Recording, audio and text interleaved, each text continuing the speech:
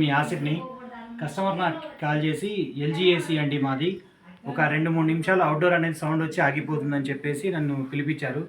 అయితే నేను చెక్ చేయడం జరిగింది. ఇప్పుడు వచ్చి ఇంట్లో అయితే వోల్టేజే ప్రాబ్లం ఉంది. ఒకసారి నేను కూడా మీకు చూపిస్తాను. చూడండి, క్లామ్ మీటర్లో 000 అని చూపిస్తుంది. ఇక్కడ మీకు వోల్టేజ్ చూపిస్తాను. సరే చూపిస్తాను మిత్రులా. ఇది 6 amp ప్లగ్. ఇది సాకెట్ ఒకసారి చూడండి, 219 వస్తుంది వోల్టేజ్ అనేది. మీకు క్లియర్గా కనబడుతుంది ఇక్కడ 219. ఓల్డ్ ఏసీ ఏదైనా సరే 2015, 2014 లోపున్న ఏ ఏసీ అయినా సరే 220 వోల్టేజ్ వస్తేనే పర్ఫెక్ట్గా రన్ అవుతుంది. ఇప్పుడు వచ్చే కొత్త మోడల్స్ ఏ ఏసీ అయినా సరే ఏమవుతుందంటే, కొత్త మిషను ప్లస్ దాంట్లో మ్యానుఫ్యాక్చరింగు, దాంట్లో క్వాంటిటీ కూడా తగ్గించాడు కాబట్టి 210 వోల్టేజ్ వచ్చినా కానీ ఏసీ అనేది బ్రహ్మాండంగా వర్క్ అవుతుంది. మిత్రులారా, ఇప్పుడు ఒకసారి నేను ఏసీ ఆన్ చేసి చూపిస్తాను మీకు.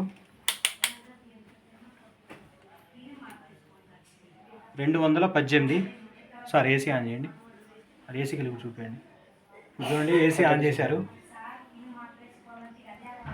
ఏసీ ఆన్ చేశారు. ఇక్కడ వోల్టేజ్ కూడా మీరు చెక్ చూడవచ్చు. 212, 210, 209. ఎప్పుడైనా మిత్రులారా, వోల్టేజ్ అనేది డ్రాప్ అయితే మాత్రం మీ ఏసీ అనేది 2-3 నిమిషాలు, మహా అంటే 10 నిమిషాల కంటే ఎక్కువైతే నడవదు. అది ఏసీలో ప్రాబ్లం అయితే కాదు, వోల్టేజ్లోనే ప్రాబ్లం. ఇంకో విషయం ఏంటంటే, ఇప్పుడు ఈ ఇంట్లో 210 వస్తుంది, 218 నుంచి 210 వస్తుంది.